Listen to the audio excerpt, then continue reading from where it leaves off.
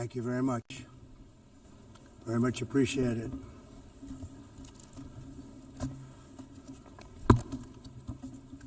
And I don't mind making this speech without a teleprompter, because the teleprompter is not working. I feel very happy to be up here with you nevertheless, and that way you speak more from the heart. I can only say that whoever's operating this teleprompter is in big trouble.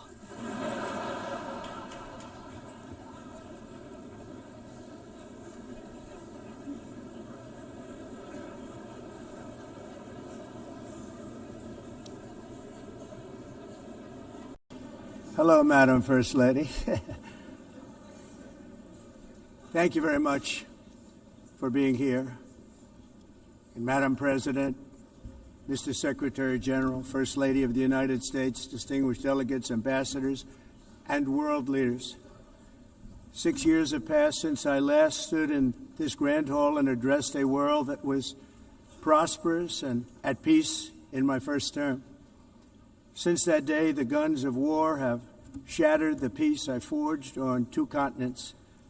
An era of calm and stability gave way to one of the great crises of our time. And here in the United States, 4 years of weakness, lawlessness, and radicalism under the last administration delivered our nation into a repeated set of disasters. 1 year ago, our country was in deep trouble, but today, just 8 months into my administration, we are the hottest country anywhere in the world, and there is no other country even close. America is blessed with the strongest economy, the strongest borders, the strongest military, the strongest friendships, and the strongest spirit of any nation on the face of the earth. This is indeed the golden age of America. We are rapidly reversing the economic calamity we inherited from the previous administration, including ruinous price increases and record-setting inflation like we've never had before. Under my leadership, energy costs are down, gasoline prices are down, grocery prices are down, mortgage rates are down, and inflation has been defeated. The only thing that's up is the stock market, which just hit a record high. In fact, it hit a record high 48 times in the last short period of time. Growth is surging, manufacturing is booming. The stock market, as I said, is doing better than it's ever done. And all of you in this room benefit by that. Almost everybody. And importantly, workers' wages are rising at the fastest pace in more than 60 years. And that's what it's all about, isn't it? In 4 years of President Biden, we had less than $1 trillion of new investment into the United States. In just 8 months since I took office, we have secured commitments and money already paid for $17 trillion. Think of it, 4 years, less than $1 trillion, 8 months, much more than $17 trillion is being invested in the United States, and it's now pouring in from all parts of the world. We've implemented the largest tax cuts in American history and the largest regulation cuts in American history, making this once and again the best country on earth to do business. And many of the people in this room are investing in America, and it's turned out to be an awfully good investment during this 8-month period. In my first term, I built the greatest economy in the history of the world. We had the best economy ever, history of the world. And I'm doing the same thing again, but this time it's actually much bigger and even better. The numbers far surpass my record-setting first term. On our southern border, we have successfully repelled a colossal invasion. And for the last 4 months, and that's 4 months in a row, the number of illegal aliens admitted and entering our country has been 0. Hard to believe. because if you look back just a year ago, it was millions and millions of people pouring in from all over the world, from prisons, from mental institutions, drug dealers. All over the world they came. They just poured into our country with the ridiculous open border policy of the Biden administration. Our message is very simple. If you come illegally into the United States, you're going to jail, or you're going back to where you came from, or perhaps even further than that. You know what that means. I want to thank the country of El Salvador for the successful and professional job they've done in receiving and jailing so many criminals that entered our country. And it was under the previous administration that the number became record-setting, and they're all being taken out. They have no choice. And other countries have no choice because other countries are in the exact same situation with immigration. It's destroying your country, and you have to do something about it. On the world stage, America is respected again like it has never been respected before. You think about 2 years ago, 3 years ago, 4 years ago, or 1 year ago, we were a laughingstock all over the world. At the NATO summit in June, virtually all NATO members formally committed to increase defense spending at my request from 2% to 5% of GDP, making our alliance far stronger and more powerful than it was ever before. In May, I traveled to the Middle East to visit my friends and rebuild our partnerships in the Gulf, and those valued relationships with Saudi Arabia, Qatar, and the UAE and other countries are now, I believe, closer than ever before. My administration has negotiated one historic trade deal after another, including with the United Kingdom, the European Union, Japan, South Korea, Vietnam, Indonesia, the Philippines, Malaysia, and many, many others. Likewise, in a period of just 7 months, I have ended 7 unendable wars. They said they were unendable.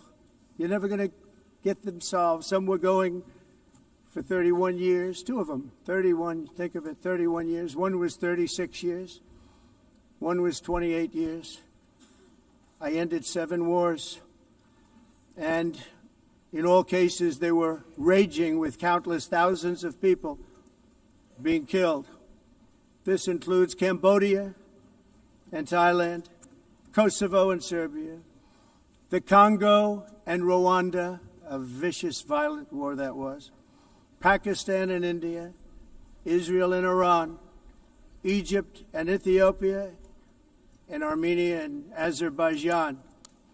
It included all of them. No president or prime minister, and for that matter, no other country has ever done anything close to that. And I did it in just 7 months. It's never happened before. There's never been anything like that. I'm very honored to have done it. It's too bad that I had to do these things instead of the United Nations doing them. And sadly, in all cases, the United Nations did not even try to help in any of them. I ended 7 wars, dealt with the leaders of each and every one of these countries, and never even received a phone call from the United Nations offering to help in finalizing the deal. All I got from the United Nations was an escalator that on the way up stopped right in the middle. If the First Lady wasn't in great shape, she would have fallen. But she's in great shape. We're both in good shape. We both stood. And then a teleprompter that didn't work. These are the 2 things I got from the United Nations, a bad escalator and a bad teleprompter. Thank you very much. And by the way, it's working now. It just went on. Thank you. I think I should just do it the other way. It's easier. Thank you very much. I didn't think of it at the time because I was too busy working to save millions of lives. That is the saving and stopping of these wars. But later I realized that the United Nations wasn't there for us. They weren't there. I thought of it really after the fact, not during these negotiations, which were not easy. That being the case, what is the purpose of the United Nations? The UN has such tremendous potential. I've always said it. It has such tremendous, tremendous potential, but it's not even coming close to living up to that potential. For the most part, at least for now, all they seem to do is write a really strongly worded letter and then never follow that letter up. It's empty words, and empty words don't solve war. The only thing that solves war and wars is action. Now, after ending all of these wars and also earlier negotiating the Abraham Accords, which is a very big thing for which our country received no credit, never receives credit. Everyone says that I should get the Nobel Peace Prize for each one of these achievements. But for me, the real prize will be the sons and daughters who live to grow up with the mothers and fathers, because millions of people are no longer being killed in endless and unglorious wars. What I care about is not winning prizes, it's saving lives. We saved millions and millions of lives with the 7 wars. And we have others that we're working on, and you know that. Many years ago, a very successful real estate developer in New York, known as Donald J. Trump, I bid on the renovation and rebuilding of this very United Nations complex. I remember it so well. I said at the time that I would do it for $500 million, rebuilding everything. It would be beautiful. I used to talk about, I'm going to give you marble floors. They're going to give you terrazzo. I'm going to give you the best of everything. You're going to have mahogany walls. They're going to give you plastic. But they decided to go in another direction, which was much more expensive at the time, and which actually produced a far inferior product. And I realized that they did not know what they were doing when it came to construction, and that their building concepts were so wrong, and the product that they were proposing to build was so bad and so costly. It was going to cost them a fortune. And I said, and wait till you see the overruns. Well, I turned out to be right. They had massive cost overruns and spent between $2 and $4 billion on the building and did not even get the marble floors that I promised them. You walk on terrazzo. Do you notice that? As far as I'm concerned, frankly, looking at the building and getting stuck on the escalator, they still haven't finished the job. They still haven't finished. That was years ago. The project was so corrupt that Congress actually asked me to testify before them on the tremendous waste of money, because it turned out that they had no idea what it was, but they knew it was anywhere between $2 and $4 billion as opposed to $500 million with a guarantee. But they had no idea, and I said it cost much more than $5 billion. Unfortunately, many things in the United Nations are happening just like that, but on an even much bigger scale, much, much bigger. Very sad to see. Whether the UN can manage to play a productive role, I've come here today to offer the hand of American leadership and friendship to any nation in this assembly that is willing to join us in forging a safer, more prosperous world. And it's a world that we'll be much happier with. A dramatically better future is within our reach. But to get there, we must reject the failed approaches of the past and work together to confront some of the greatest threats in history. There is no more serious danger to our planet today than the most powerful and destructive weapons ever devised by man, of which the United States, as you know, has many. Just as I did in my first term, I've made containing these threats a top priority, starting with the nation of Iran. My position is very simple. The world's #1 sponsor of terror can never be allowed to possess the most dangerous weapon. That's why, shortly after taking office, I sent the so-called Supreme Leader a letter making a generous offer. I extended a pledge of full cooperation in exchange for a suspension of Iran's nuclear program. The regime's answer was to continue their constant threats to their neighbors and U.S. interests throughout the region, and some great countries that are right nearby. Today, many of Iran's former military commanders, in fact, I can say almost all of them, are no longer with us. They're dead. And 3 months ago, in Operation Midnight Hammer, 7 American B-2 bombers dropped the 14 30,000-pound each bombs on Iran's key nuclear facilities, totally obliterating everything. No other country on earth could have done what we did. No other country has the equipment to do what we did. We have the greatest weapons on earth. We hate to use them. But we did something that for 22 years people wanted to do. With Iran's nuclear enrichment capacity demolished, I immediately brokered an end to the 12-day war, as it's called, between Israel and Iran, with both sides agreeing to fight no longer. As everyone knows, I have also been deeply engaged in seeking a ceasefire in Gaza. Have to get that done. Have to get it done. Unfortunately, Hamas has repeatedly rejected reasonable offers to make peace. We can't forget October 7th, can we?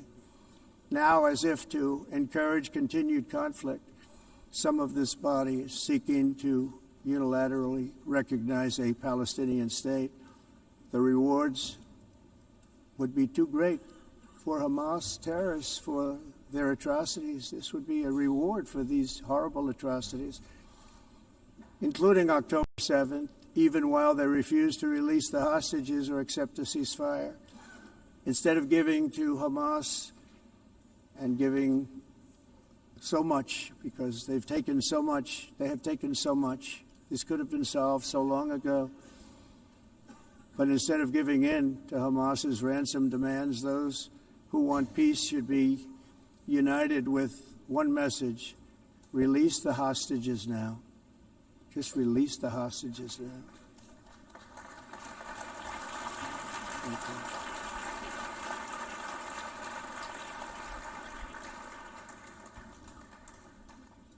Thank you. As we have got to come together, and we will come together, got to get it done. We have to stop the war in Gaza immediately. We have to stop it. We have to get it done. We have to negotiate. Immediately have to negotiate peace. We got to get the hostages back. We want all 20 back. We don't want 2 and 4. As you know, I got, along with Steve Witkoff and others that helped us, Marco Rubio, we got most of them back. We were involved in all of them.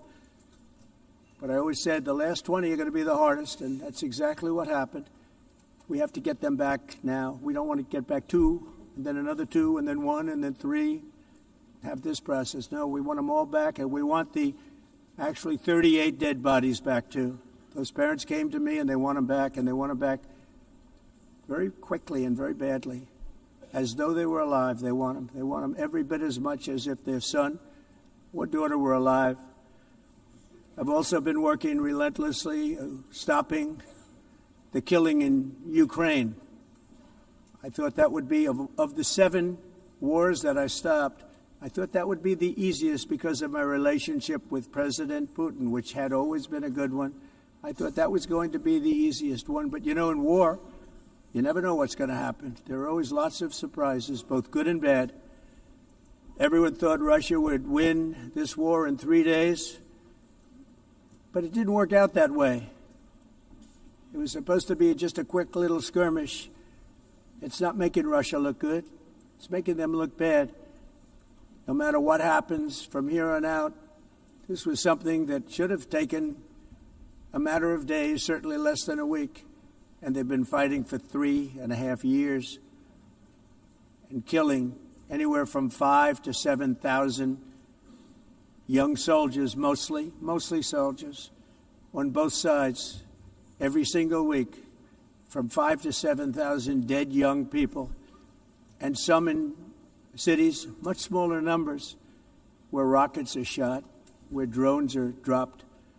This war would never have started if I were president. This was a war that should have never happened. It shows you what leadership is, what bad leadership can do to a country. Look what happened to the United States, and look where we are right now in just a short period of time. The only question now is how many more lives will be needlessly lost on both sides. China and India are the primary funders of the ongoing war by continuing to purchase Russian oil.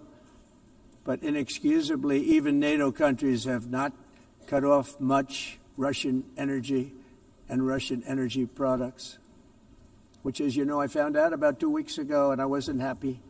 Think of it. They're funding the war against themselves. Who the hell ever heard of that one? In the event that Russia is not ready to make a deal to end the war, then the United States is fully prepared to impose a very strong round of powerful tariffs, which would stop the bloodshed, I believe, very quickly. But for those tariffs to be effective, European nations, all of you are gathered here right now, would have to join us in adopting the exact same measures. I mean, you're much closer to this. We have an ocean in between. You're right there. And Europe has to step it up. They can't be doing what they're doing. They're buying oil and gas from Russia while they're fighting Russia. It's embarrassing to them. And it was very embarrassing to them when I found out about it, I can tell you that. They have to immediately cease all energy purchases from Russia. Otherwise, we're all wasting a lot of time. So I'm ready to discuss this. We're going to discuss it today with the European nations, all gathered here. I'm sure they're thrilled to hear me speak about it, but that's the way it is. I like to speak my mind and speak the truth. As we seek to reduce the threat of dangerous weapons today, I'm also calling on every nation to join us in ending the development of biological weapons once and for all. And biological is terrible, and nuclear is even beyond, and we include nuclear in that. We want to have a cessation of the development of nuclear weapons. We know, and I get to view it all the time. Sir, would you like to see? And I look at weapons that are so powerful that we just can't ever use them. If we ever use them, the world literally might come to an end. There would be no United Nations to be talking about. There would be no nothing. Just a few years ago, reckless experiments overseas gave us a devastating global pandemic. Yet despite that worldwide catastrophe, many countries are continuing extremely risky research into bioweapons and man-made pathogens. This is unbelievably dangerous. To prevent potential disasters, I'm announcing today that my administration will lead an international effort to enforce biological weapons convention, which is going to be meeting with the top leaders of the world by pioneering an AI verification system that everyone can trust. Hopefully the UN can play a constructive role, and it will also be one of the early projects under AI. Let's see how good it is, because a lot of people are saying it could be one of the great things ever, but it also can be dangerous, but it can be put to tremendous use and tremendous good, and this would be an example of that. Not only is the UN not solving the problems it should, too often, it's actually creating new problems for us to solve. The best example is the number one political issue of our time, the crisis of uncontrolled migration. It's uncontrolled. Your countries are being ruined.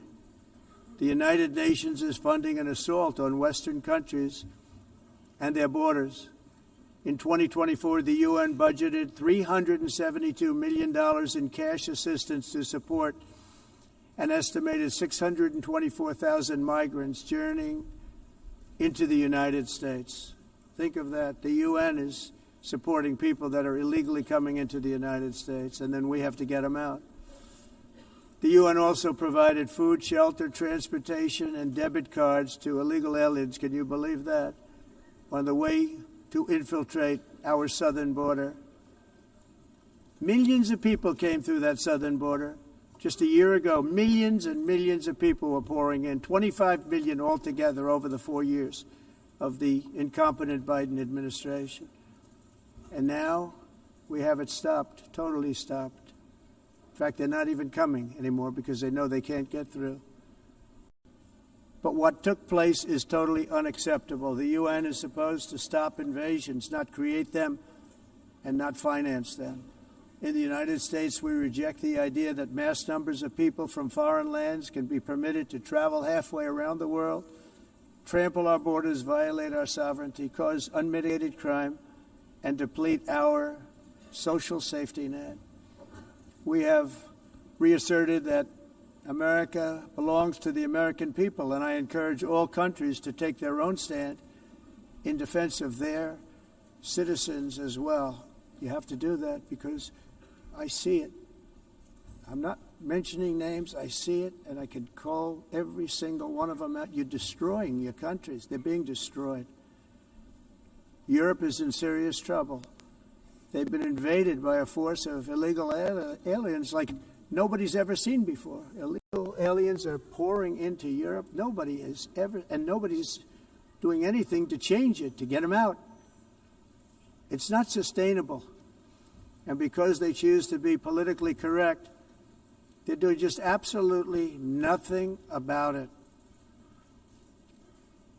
And I have to say, I look at London, where you have a terrible mayor, terrible mayor, and it's been so changed. Now they want to go to Sharia law, but you're in a different country. You can't do that. Both the immigration and their suicidal energy ideas will be the death of Western Europe if something is not done immediately. This cannot be sustained. What makes the world so beautiful is that each country is unique. But to stay this way, every sovereign nation must have the right to control their own borders. You have the right to control your borders, as we do now, and to limit the sheer numbers of migrants entering their countries and paid for by the people of that nation that were there and that built that particular nation at the time. They put their blood, sweat, tears, money into that country, and now they're being ruined.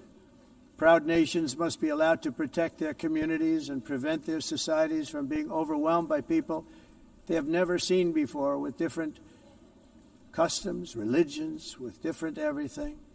Where migrants have violated laws, lodged false asylum claims, or claimed refugee status for illegitimate reasons, they should, in many cases, be immediately sent home. And while we will always have a big heart for places and people that are struggling and truly compassionate, answers will be given. We have to solve the problem, and we have to solve it in their countries, not create new problems in our countries. And we are very helpful to a lot of countries that are just not able to send their people anymore. They used to send them to us in caravans of 25,000, 30,000 people each. These massive caravans of people pouring into our country, totally unchecked and unvetted. But not anymore. According to the Council of Europe in 2024, almost 50% of inmates in German prisons were foreign nationals or migrants. In Austria, the number was 53% of the people in prisons were from places that weren't from where they are now.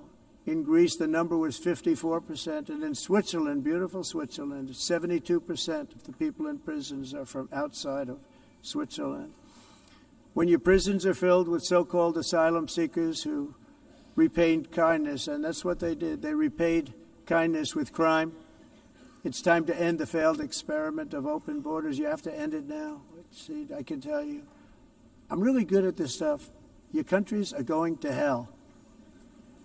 In America, we've taken bold action to swiftly shut down uncontrolled migration. Once we started detaining and deporting everyone who crossed the border and removing illegal aliens from the United States, they simply stopped coming. They're not coming anymore. We're getting a lot of credit, but they're not coming anymore. This was a humanitarian act for all involved, because on the trips up, thousands of people a week were dying. Women were being raped. Nobody's ever seen anything like it. Raped, horribly beaten, raped. On the trip up, the journey up, it was a long walk. It was a long, arduous journey, indeed. And it was also a historic victory against human trafficking throughout the region. What we did was a victory, and we saved so many lives of people that wouldn't make the journey. That journey was loaded up with death. loaded up with death. Dead bodies all along the roads of jungles to get up. They go through jungles, they go through areas so hot you couldn't breathe. They were dying of suffocation, areas so hot that you couldn't breathe. Dead bodies all over. By them not coming, we're saving tremendous numbers of lives. My people have done a fantastic job in doing what they did, and the American public agrees with it. I mean, I was very proud to see this morning I have the highest poll numbers I've ever had. Part of it is because of what we've done on the border. I guess the other part is what we've done on the economy. Joe Biden's policies empowered murderous gangs, human smugglers, child traffickers, drug cartels, and prisoners from all over the world. The previous administration also lost nearly 300,000 children. Think of that. They lost more than 300,000 children, little children, who were trafficked into the United States on the Biden watch, many of whom have been raped, exploited, and abused, and sold.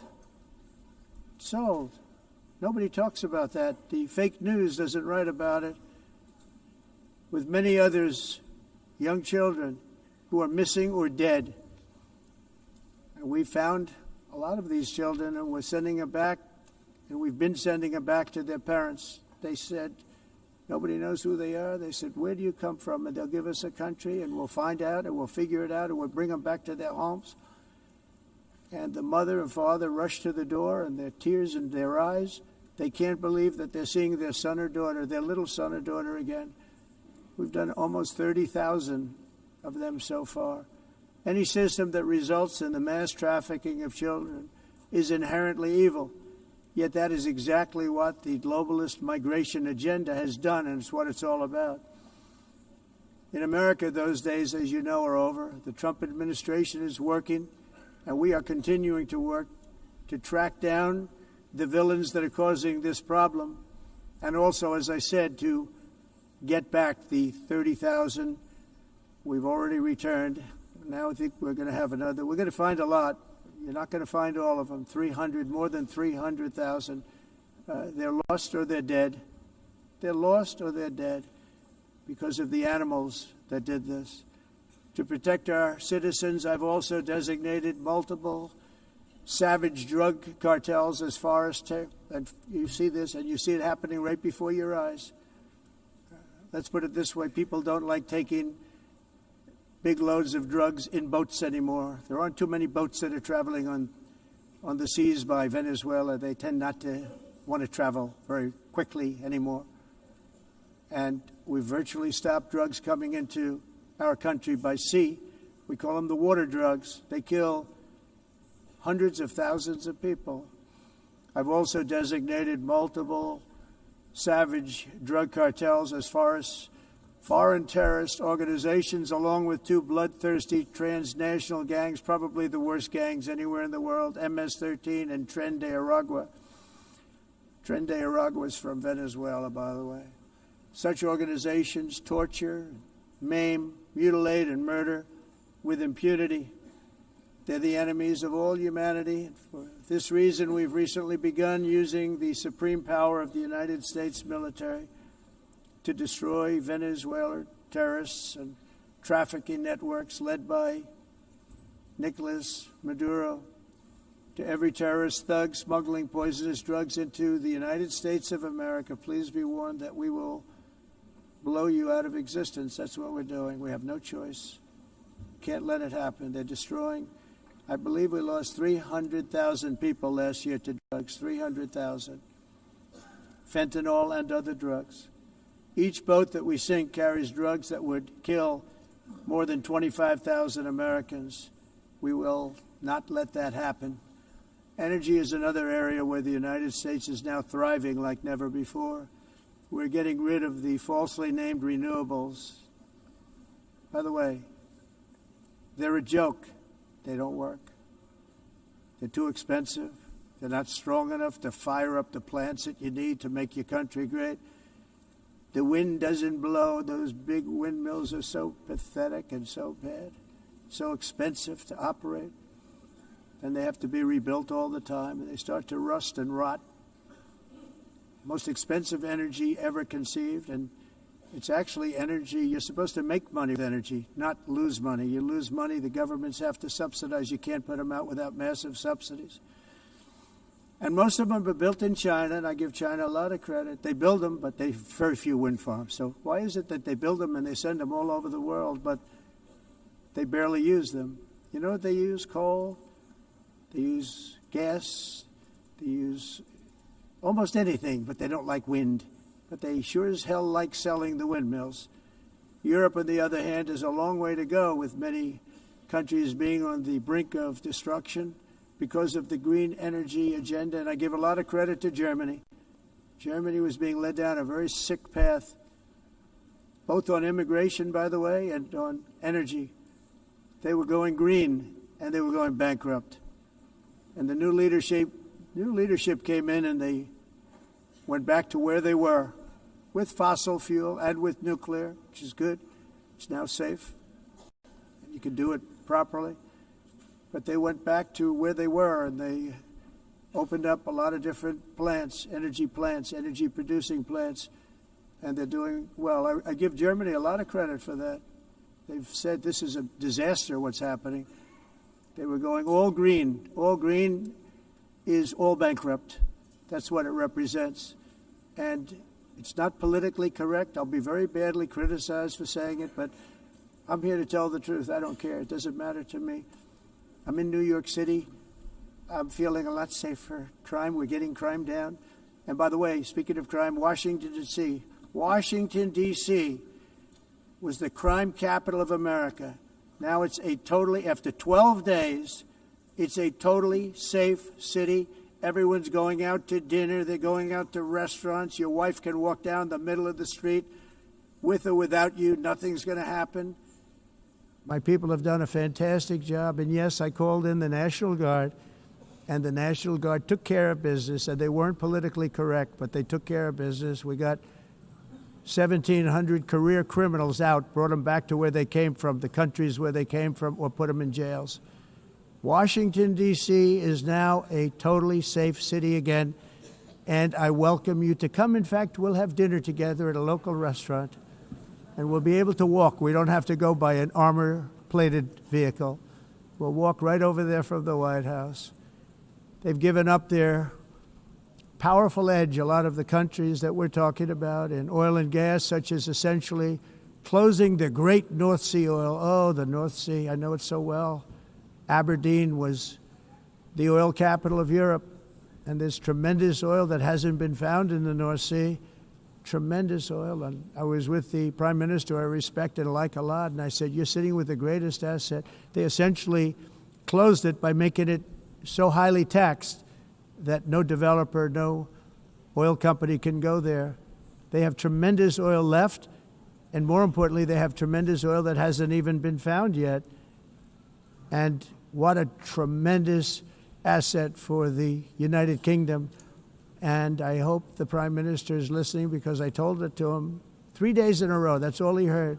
North Sea oil, North Sea, because I want to see them do well.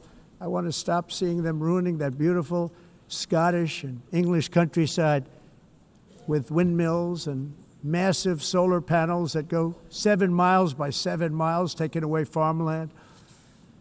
But we're not letting this happen in America. In 1982, the executive director of the United Nations Environmental Program predicted that by the year 2000, climate change would cause a global catastrophe. He said that it will be irreversible, as any nuclear holocaust would be. This is what they said at the United Nations. What happened? Here we are. Another UN official stated in 1989 that within a decade, entire nations could be wiped off the map by global warming. Not happening. You know, it used to be global cooling. If you look back years ago in the 1920s and the 1930s, they said, global cooling will kill we have to do something. And they said global warming will kill the world. But then it started getting cooler. So now they could just call it climate change, because that way they can't miss. It's climate change. Because if it goes higher or lower, whatever the hell happens, there's climate change. It's the greatest con job ever perpetrated on the world, in my opinion. Climate change, no matter what happens, you're involved in that. No more global warming, no more global cooling. All of these predictions made by the United Nations and many others, often for bad reasons, were wrong. They were made by stupid people that have cost their countries fortunes and given those same countries no chance for success. If you don't get away from this green scam, your country is going to fail.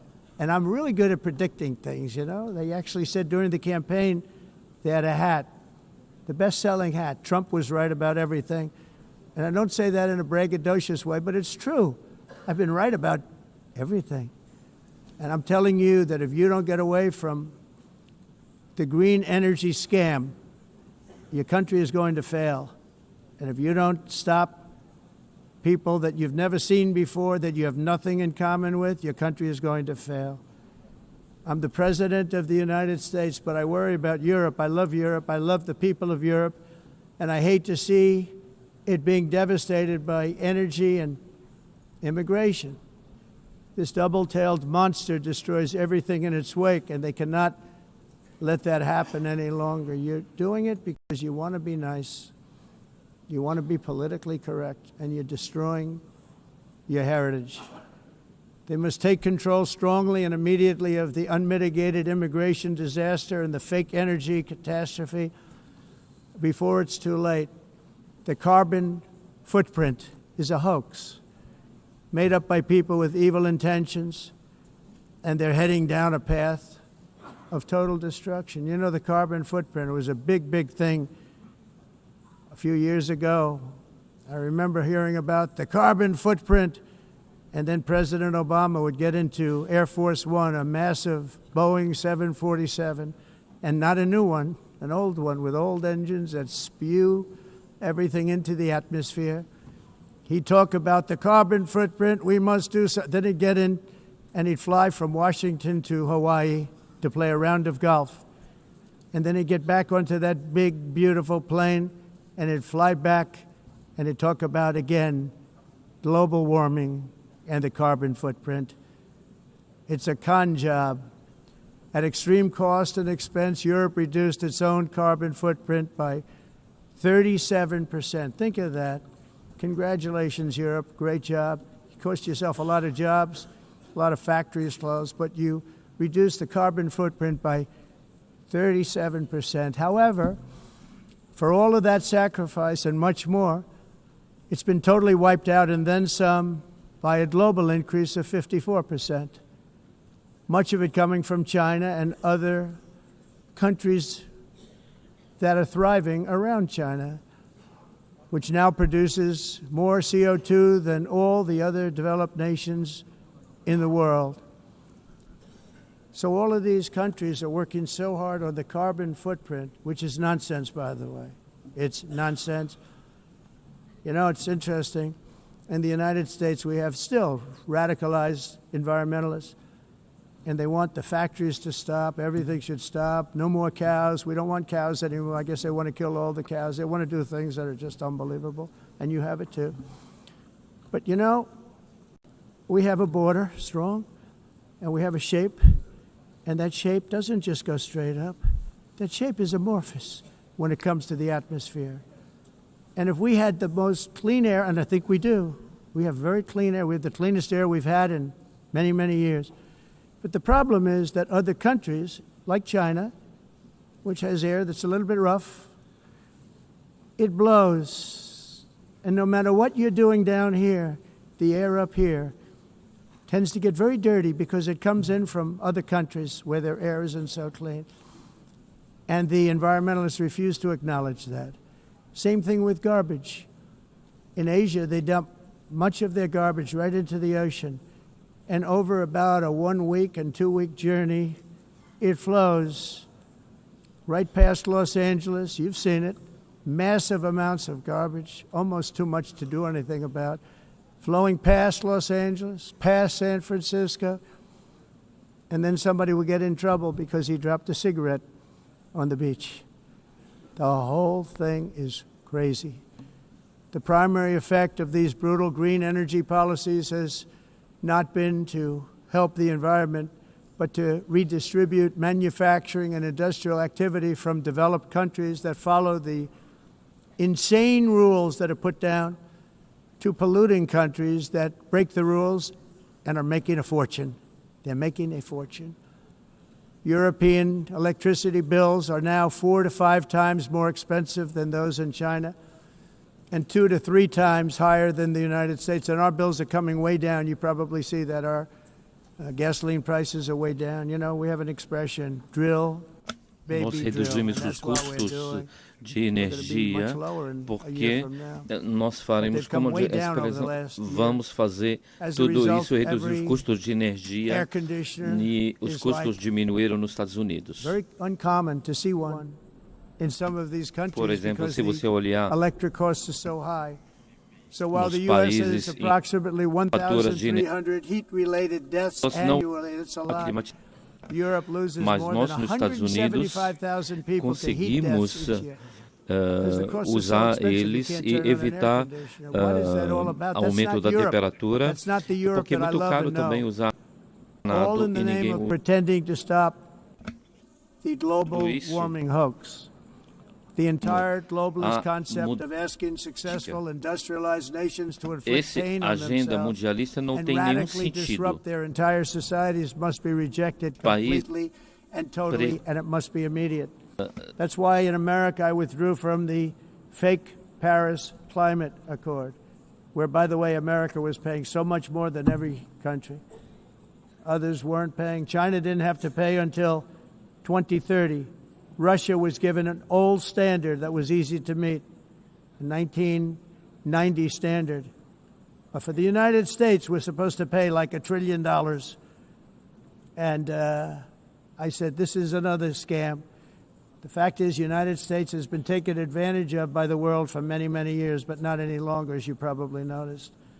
I unleashed massive energy production and signed historic executive orders to hunt for oil, but we don't have to do much hunting because we have the most oil of any nation anywhere, oil and gas in the world. And if you add coal, we have the most of any nation in the world. Clean, I call it clean, beautiful coal. You can do things today with coal that you couldn't have done 10 years ago, 15 years. So I have a little standing order in the White House. Never use the word coal, only use the words clean, beautiful coal. Sounds much better, doesn't it? But we stand ready to provide any country with abundant, affordable energy supplies if you need them, when most of you do. We're proudly exporting energy all over the world. We're now the largest exporter. In the United States, we want trade and robust commerce with all nations, everybody. We want to help nations. We're going to help nations. But it must also be fair and reciprocal. The challenge with trade is much the same with climate. The countries that followed the rules, all their factories have been plundered. It's really sad to watch. They've been broken. They've been broken by countries that broke the rules. That's why the United States is now applying tariffs to other countries, and much as these tariffs were for many years applied to us, uncontrollably applied to us. We've used tariffs as a defense mechanism under the Trump administration, including my first term, where hundreds of billions of dollars in tariffs were taken in. And by the way, we had the lowest inflation, and now we have very low inflation. The only thing different is that we have hundreds of billions of dollars flowing into our country. But this is how we will ensure that the system works for everyone and is sustainable into the future. We're also using tariffs to defend our sovereignty and security throughout the world, including against nations that have taken advantage of former U.S. administrations for decades, including the most corrupt, incompetent administration in history, the sleepy Joe Biden administration. Brazil now faces major tariffs in response to its unprecedented efforts to interfere in the rights and freedoms of our American citizens and others, with censorship, repression, weaponization, judicial corruption, and targeting of political critics in the United States. I have a little problem saying this because I must tell you, I was walking in and the leader of Brazil was walking out. We saw him and I saw him, he saw me, and we embraced. And then I'm saying, can you believe I'm going to be saying this in just 2 minutes? But we actually agreed that we would meet next week.